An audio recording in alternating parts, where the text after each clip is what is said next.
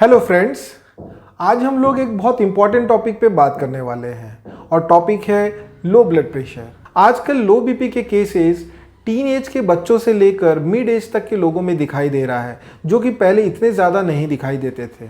वैसे तो आपने बहुत से वीडियोस हाई ब्लड प्रेशर के देखे होंगे, हाई ब्लड प्रेशर के सिम्टम्स, उसमें होने वाली परेशानियां और उनमें कौन सी दवाइयाँ लगती है, ये आमतौर पे आप जानते होंगे, क्योंकि बहुत से लोग हाई ब्लड प्रेशर की दवाइयाँ भी लेते हैं। लेकिन जब बात आती है लो ब्लड प्रेशर की, तो लोग अक्सर सवाल करते हैं कि सर लो ब्लड प्रेशर खतरनाक है कि नहीं, उसमें कैसे सिम्टम आते हैं, अचानक अगर घर पे हमें लो बीपी हो जाए तो हम उसको कैसे मेंटेन करेंगे, और अगर लंबे समय तक हमको लो बीपी को ठीक रखना है तो हमें क्या करना चाहिए। इन बातों को आज हम डिस्कस करने वाले हैं। तो सबसे पहले तो हम ये जान लेते हैं कि लो बीपी जो होती है वो हाई बीपी से भी खतरनाक होती है। आइए जान लेते हैं लो बीपी कौन सी कंडीशन को कहते हैं। जनरली हमारा जो बीपी होता है वो 120/80 होता है, लेकिन अगर 100/60 हो जाए तो इसे हम लो बीपी कहते हैं। कुछ लोग मेरे पास आके ये कहते हैं कि सर हमारा बीपी तो 110 है, 115 है, तो क्या ये लो बीपी है? नहीं, किसी किसी के बॉडी में 110, 115 भी उसी तरीके से काम करते हैं जिस तरीके से 120 काम करते हैं।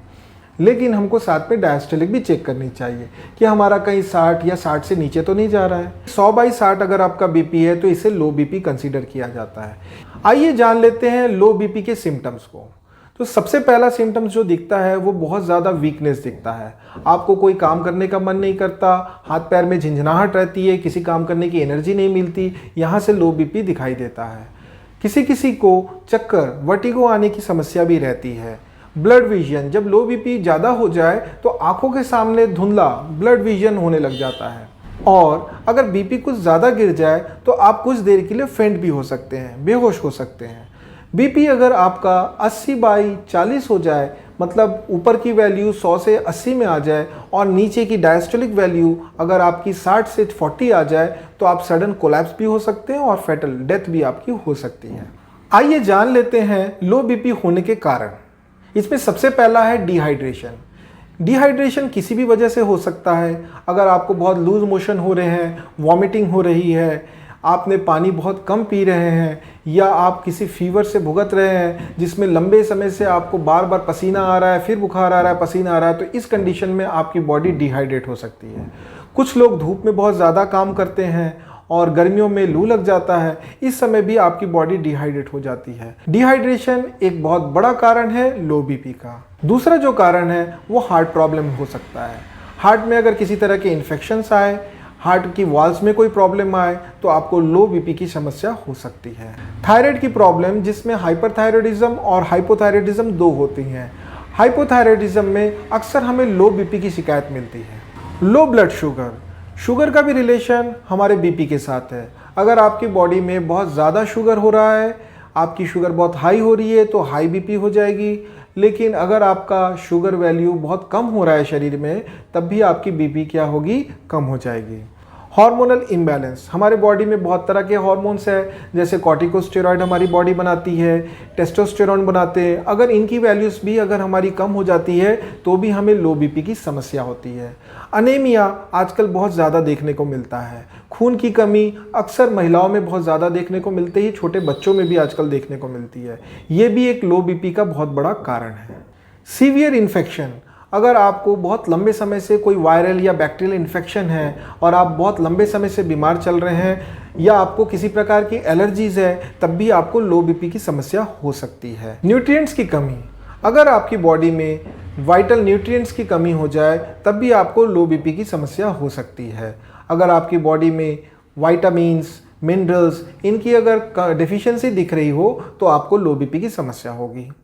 सबसे लास्ट कारण जो है वो है आज के ज़माने में बहुत ज़्यादा होती है, वो है साइड इफ़ेक्ट्स ऑफ मेडिसिन्स।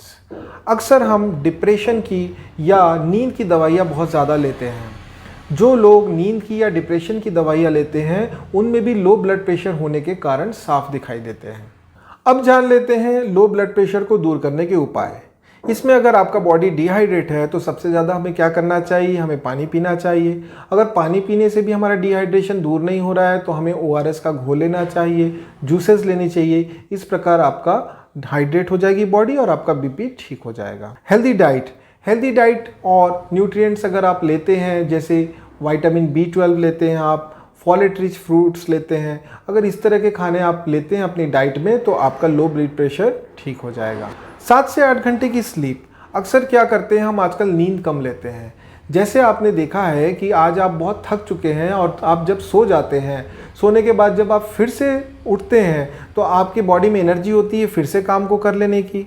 ठीक उसी प्रकार की जब आप रेस्ट लेते हैं तो आपके हार्ट को भी रेस्ट मिलता है। हार्ट ही एक ऐसा ऑर्गन है जो सारा दिन चलता रहता है, सोते वक्त भी और जागते वक्त भी। लेकिन जब आप आराम कर रहे होते हैं, नींद में होते हैं, तो हार्ट को आराम मिलता है और फिर से वो दूसरे दिन के लिए तैयार हो जाता है। इसलिए आपको अपने हार्ट को भी आराम देना चाहिए। इसके लिए आपको 7 से 8 घंटे की स्लीप लेनी चाहिए। अगर आप किसी प्रकार का नशा करते हैं, अल्कोहल लेते हैं, तो उसे भी हमें नहीं लेना चाहिए, क्योंकि इसको लेने से भी लो बीपी की समस्या हो सकती है। हमें नमक की मात्रा भी एक नॉर्मल अमाउंट पे लेना चाहिए, ना ही बहुत ज़्यादा और ना ही कम। अगर हम नमक भी कम लेते हैं तो हमारे को लो ब्लड प्रेशर की समस्या दिख सकती है। अगर किसी को सडन बहुत ज़्यादा लो ब्लड प्रेशर हो जाए, जैसे मैंने आपको कहा था कि अगर ऊपर की वैल्यू 100 से सीधा 80 आ जाए, नीचे की वैल्यू 60 से भी नीचे जाके 50-60 आ जाए, इस कंडीशन पे उसको बहुत ज़्यादा चक्कर आने लगे, तब हमें क्या करना चाहिए, एक बहुत ही स्ट्रॉन्ग ब्लैक कॉफ़ी बना के उसे देना चाहिए। जैसे ही वो कॉफ़ी पिएंगे तो कुछ समय के लिए उसका ब्लड प्रेशर जो है वो मेंटेन हो सकता है। याद रखेंगे कि अगर लंबे समय तक आप कॉफ़ी पी रहे हैं और ये सोच रहे हैं कि आपका बीपी ठीक हो जाएगा, तो ये बिल्कुल नहीं होने वाला। हाँ, टेम्परेरी रिलीफ अगर किसी कारण से सडन आपके साथ इस तरह की समस्या हुई है तो उसको ब्लैक कॉफ़ी दूर कर सकता है। लो ब्लड प्रेशर के मरीजों को रेगुलर एक्सरसाइज करना चाहिए। एक्सरसाइज करने से हमारा कार्डियोवास्कुलर सिस्टम बहुत अच्छे से काम करता है।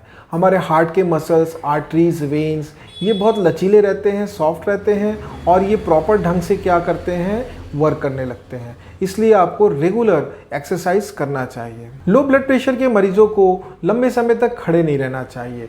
अगर आपको खड़े रहने का भी काम है तो बीच बीच में आपको रेस्ट करना चाहिए। आपकी बॉडी को थोड़ा सा स्टेबल बने फ्लैट पोजीशन पे लाने का प्रयास करें। घर पे भी आप लो बीपी के मरीजों को क्या करना चाहिए, अगर बहुत काम करके आ रहे हैं तो उनको थोड़ा सा पैर ऊपर करके, तकिया लगा के या किसी और चीज़ का सहारा लेके पैरों को ऊपर करके, सर नीचे करके थोड़ी देर रिलैक्स करना चाहिए। इससे आपको आराम मिलेगा।